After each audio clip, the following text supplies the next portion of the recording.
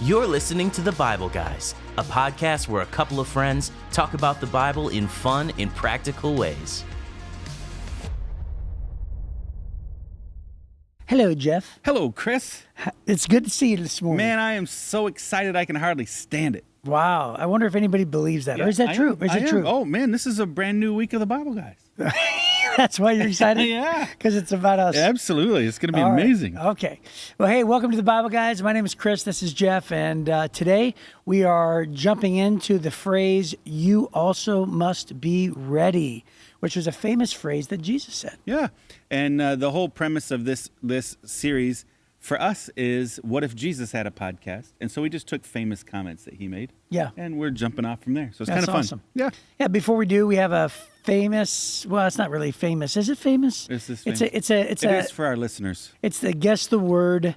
I have to say words to Jeff. He has to guess the actual word, but I'm not allowed to say 5 taboo words. And if you're brand new listening to our podcast, you're going to discover why we have so many followers and listeners right here. Because This we're is geniuses. yeah, We're geniuses. Brilliant. Yeah, you put that on me right This now. is so compelling. If you're watching on video, we're going to go ahead and put the 5 words up on the screen, hopefully. Okay. The 5 words that I cannot say. And then, of course, you can race against Okay, this. so You I have ready? to guess a word. It's kind of like taboo. Here we go. Okay. Yes. You ready? Mhm. Yes. Oh, goodness gracious. Wow. Okay. When Ding. something is uncomfortable, another word for it is? I don't know. Rough? It's so uncomfortable between us. So It is- uncomfortable. I There's, don't know. There's a moment that's just very... Awkward. Yes. Yes. And the opposite of noisy is? Loud.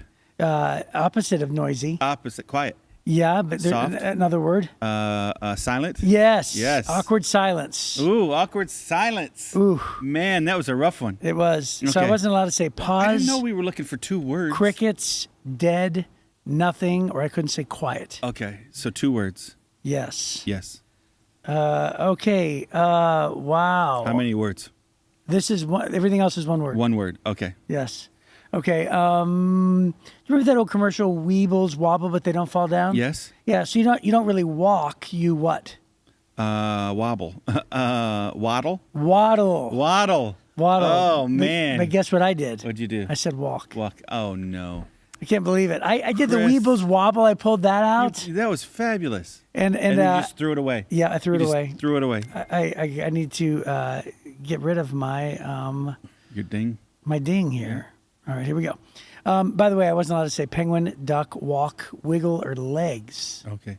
We weren't allowed to say walk. I can't believe Okay. I did it. Mhm. Okay. Sometimes when somebody does a TMI, what does that stand for? Too much information. Yeah, it's not in under, but in Over communication. over. Over What? oversharing. Yes, overshare. Yes. I wasn't Yeah. allowed to say information, personal details, boundaries, or embarrassing. Okay. So TMI, pretty good angle That was there. pretty good. All right. Are you allowed to use initials? Of course, you I can don't say know. anything you okay, want. Okay, you can say Yeah, anything okay. you want. Hey, except the words yesterday, Catlin brought us. Tacos. Yes. Yes. So I mentioned last week that we just look like we know what we're doing, but really Yeah. we're just hoping somebody brings us tacos. And then Well, you mentioned you look like you knew what you were doing, and then one of our staff guys brought us tacos. which was amazingly And they were nice. great, yeah. Amazingly nice. From the Detroit Taco Company. Yes, it was great. Yeah. And so I wasn't allowed to say shell, Mexican salsa, crunch, or cheese. Okay. But all I had to say was Catlin. There you go. That's great. Okay. Oh, wow. The sound a guy makes on a movie right before he dies. Gurgle. Yes. Oh, my goodness. I can't believe it. I cannot believe you got gurgle from that. Wow. All right. I wasn't Hey, allowed to say see? stomach, water, bubble, sink, or noise. Now all of our new listeners are like, "Oh man, I'm so glad I found this channel." I can't believe you got that the death gurgle. Yeah. I can't believe it. I can't. I thought for sure you wouldn't get that. Does that make you a little bit nervous about me now? No, it makes me happier. Oh, okay. Right? So you're tuned in, man. You're right there. I just figured you'd be nervous that why does Jeff know about the gurgle so much? It's Oh, first like- thing at like you're a serial top of my killer? mind. Like Yeah. you're Go a ahead. Hey, murderer? whatever. No, I am very proud of you, Jeff.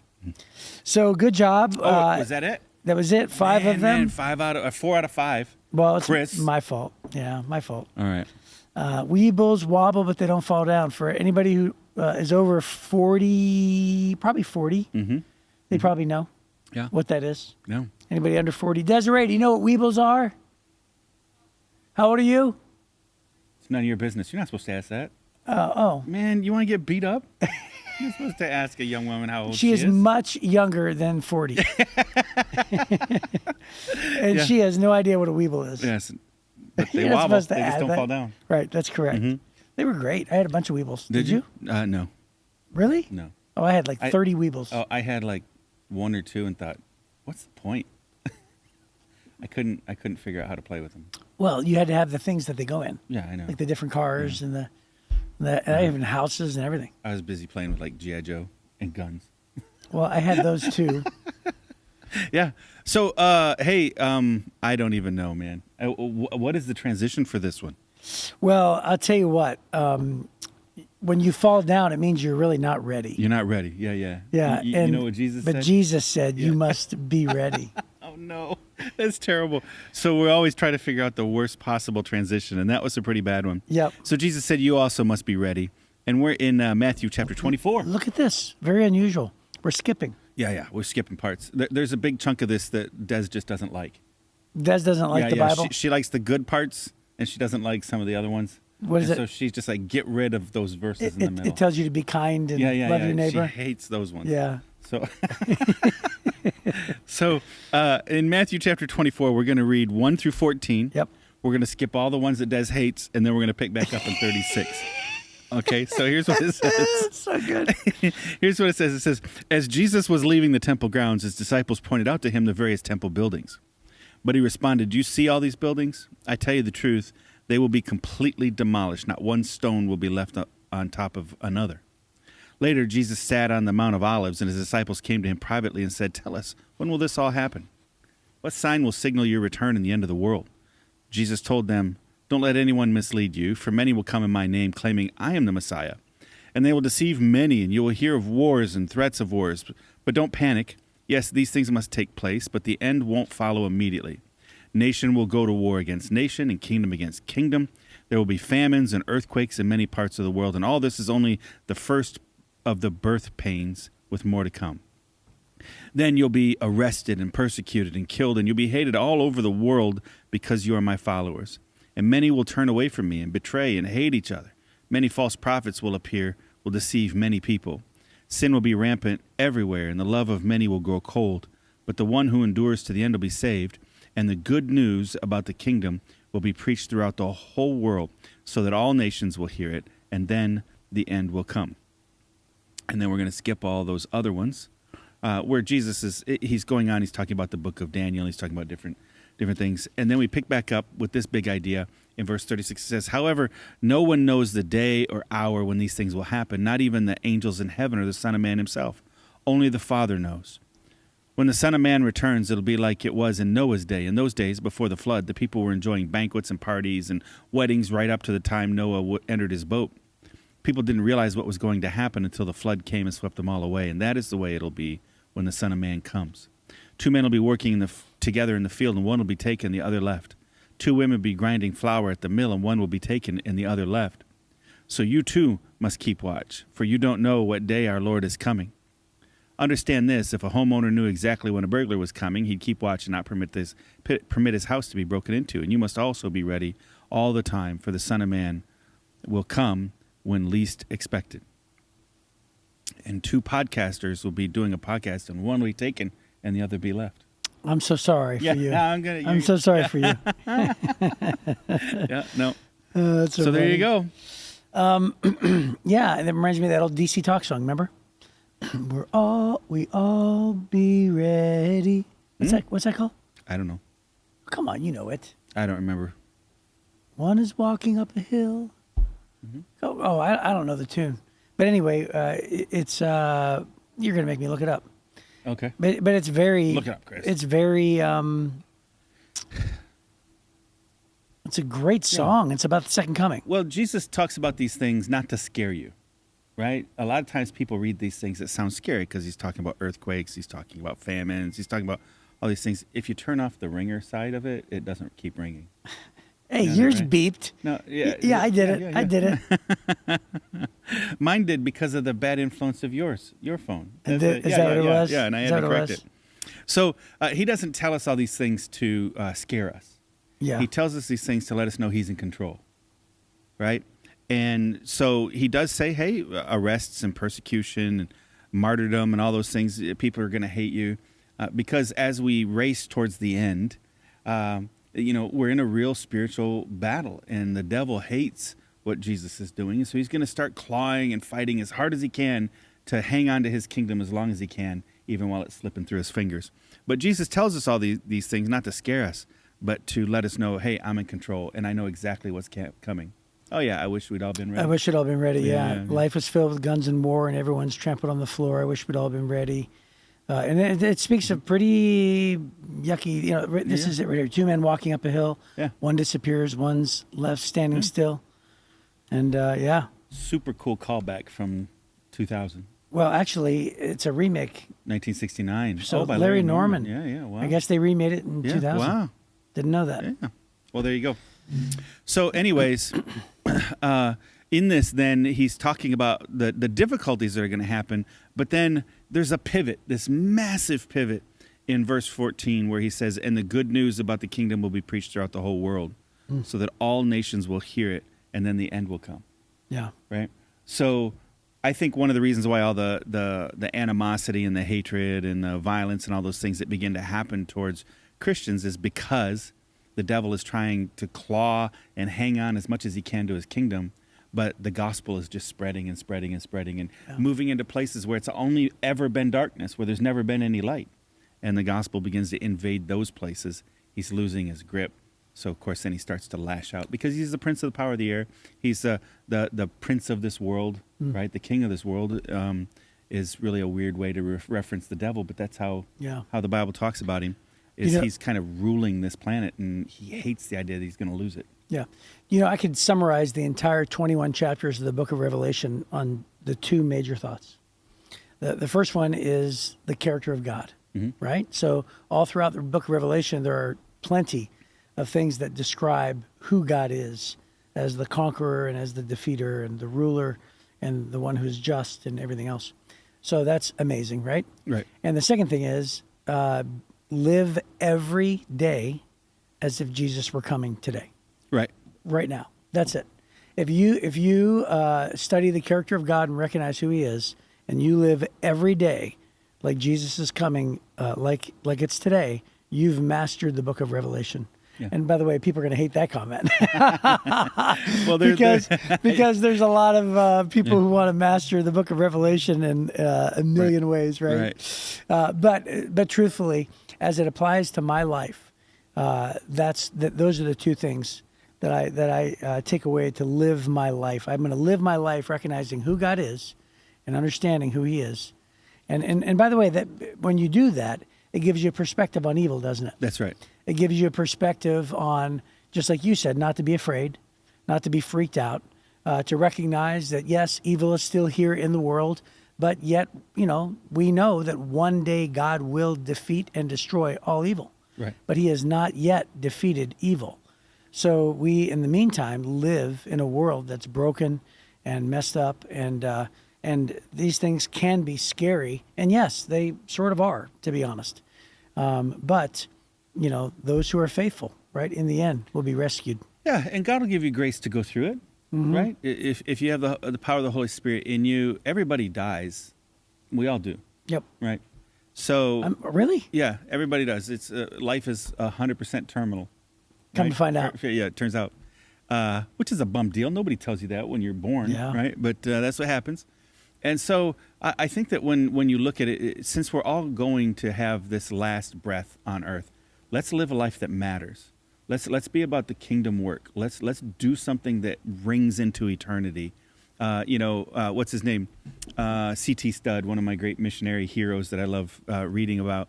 C.T. Studd wrote that he wanted to live a life so that the devil would throw a Thanksgiving party in hell the day he leaves the field of battle. That's fun. Right? And how cool of a life is that, right? Right. That's it. So when I read these things, I'm like, okay, hey, life is hard. Life's hard. So if persecution comes, if these things happen, okay, that's just, life is hard. In the meantime, let's live a life that matters then and do something that rings into all of eternity, not just chasing the things here on earth. I mean, I have a nice life here on earth. I have a nice home. I've got a great family. I love everything about my life, but this life here on this earth is temporary. And what we're preparing for is eternity. And that lasts forever. And so Jesus says then, difficulties are coming, but man alive, the good news about the kingdom will be preached throughout the whole world so that all the nations will hear it, and then the end will come. And so this is talking about the whole world. Some theologians would say, oh, that only meant the known Roman world because they didn't know about the whole world at the time, which I think is an unfair assessment of this passage, because it doesn't, the Greek word being used doesn't just reference the known world. Right. It's the whole world. He's talking about the whole planet. Right. When Jesus said go into the whole world and preach the gospel, he didn't just say go only to the Roman Empire. Right. That's not what he said. Yeah, the known world. Right. So while the people who wrote it didn't know about everywhere and everybody, God did. And so God said, man, there's people who haven't yet heard, and I'm not coming back until, and then the word that's used here in English, it says until all the nations will hear it. It's not talking about, the 198 nations or the 208 recognized territories or whatever in the world. It's talking about it's ethnos. It's every ethno-linguistic people group. There will be people, and there's another place in the Bible, in the book of Revelation, it says people from every ethnos will be around the throne of God at the end, right? And so a big part of our job is, if we're looking forward to the day when God fixes this, people go, how come God hasn't gotten rid of disease and war and violence and sin and all that stuff? He's gonna. Right. And he tells us when. Once you get the gospel to everybody, once every people group has had a chance to hear the gospel, then I'm going to come back. I'm going to defeat evil, and there'll be no more death or no more disease. He'll wipe every tear from our eye. That's what we desire. And so we have to move in that direction. So TTI's mission is going to end it all for us. Not just TTI. There's a bunch of great organizations out there. Do you know the name Oswald J. Smith? He founded the People's Church in Toronto back in like 1920. I do not know this. He was great. He was one of the heroes of the mission movements. He was like this missionary statesman kind of a guy. He was a pastor of a big church, but they founded People's Church in 1928, and from day one gave 50% of their income resources to global missions. Holy Christmas! Can you imagine? Yeah. It was phenomenal. I pulled up a quote from him. That's incredible. Because I thought this would be worth looking at. People talk about the second coming of Christ. Man, Jesus is coming back. We read about this. Jesus is coming back. How exciting that is. There's a lot of people, your Revelation friends, love talking about Jesus coming back. As a matter of fact, and they do the math and figure it out when. In the next few verses, the verses that Des hates so much she skipped in this reading. Des just hates these verses. It does say that then at last the sign that the Son of Man is coming will appear in the heavens, right? And he's coming back, and they will see the Son of Man coming on the clouds of heaven with power and great glory, right? What a cool passage. Yeah. I don't know why she didn't want us to read that. So the second coming is super exciting for most Christians. And Oswald J. Smith said, we talk of the second coming when half of the world has never heard of the first.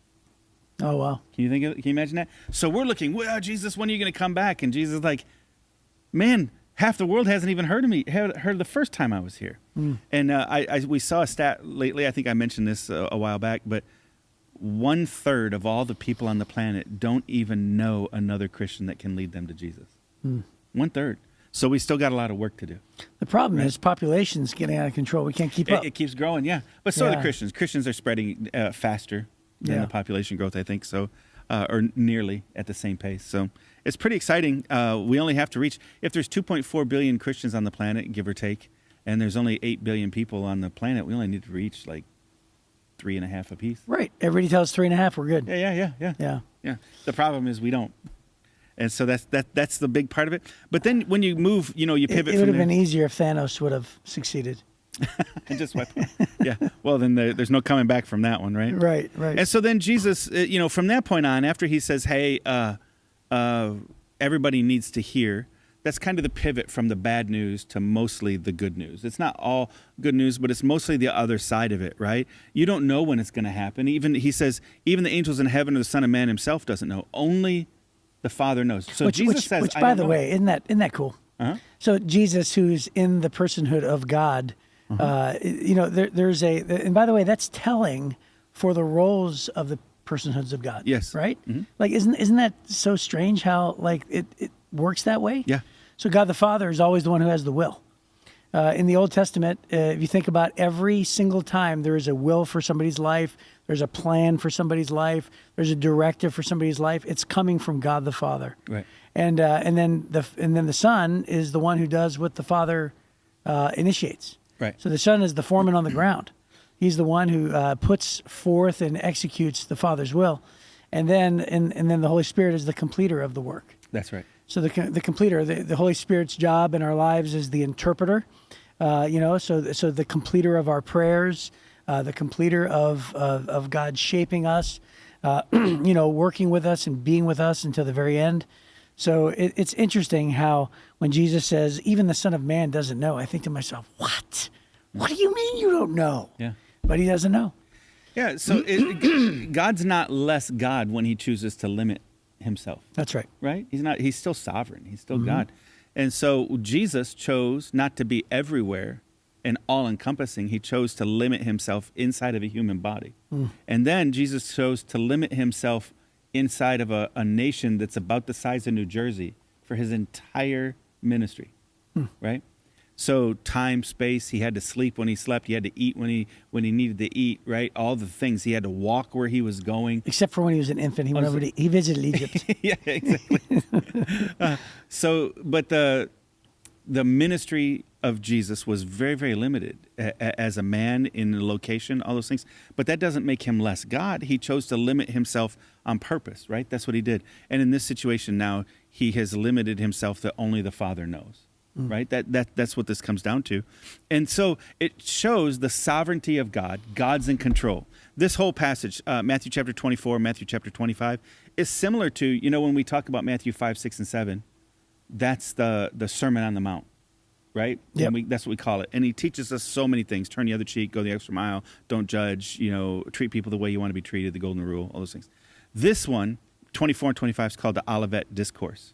And it's because he's sitting on the Mount of Olives, and they come and go, hey, Jesus, so when are you coming back? And they ask him several times. And previously, before this one, when they'd ask him, hey, tell us about the end times, Jesus goes, it's none of your business, right? Only the Father knows. Right. But this time, he goes, okay, we're going to unpack it. It's because he's about ready to go die. And so he begins to unpack what it's going to be like at the end. Listen, guys, you're going to go through some tough times, but it's going to be worth it. Go tell everybody everywhere, right? And then just understand you need to be ready. Just be ready at any minute because I'm going to come back. There's going to be two people sitting in the field, right? It just happens. And so it's going to be a sudden thing. So between here and there, you don't know when it's going to happen, but between here and there, just stay busy. Keep going. Keep serving. Keep reaching people for Jesus with the gospel. So Yeah. And the only time that I know that the second coming is not going to come is when somebody says that they know when he's the second absolutely coming. Right. That's right. That's right. Well, do you know my favorite? Because God says right here, not only does nobody know, and not only do I not know, but it's going to come when everybody least expects it. Yeah. Yeah. Well, so my famous thing about Jesus coming back at any moment. Yeah, is? What do I say? Hey, Jesus, come back at any moment. Eat dessert first. Eat dessert first. That's right. That's right. Because you never know. You never know, man. You never know. You get it, man. If Jesus comes back, bang! You're just standing before the throne. You got broccoli in your mouth, and you could have had a brownie. You got broccoli in your mouth. Right? That's like, great. Man, I should have had the. So eat dessert first. That's right. That's right. That's great. Well, hey, what a great passage. And the whole thing might have been better, Des, but thank you for that. And we're just giving you a hard time. We'll see you know next. what she was trying to do is keep us from reading 49 verses. And not only that, but That's but the It would have verses. been the whole episode. Yeah, not only that, but the verses on Daniel are quite obscure and hard to get into, right? So. Well, he explains them, but yeah. Yeah. Anyways. Yeah. It's good.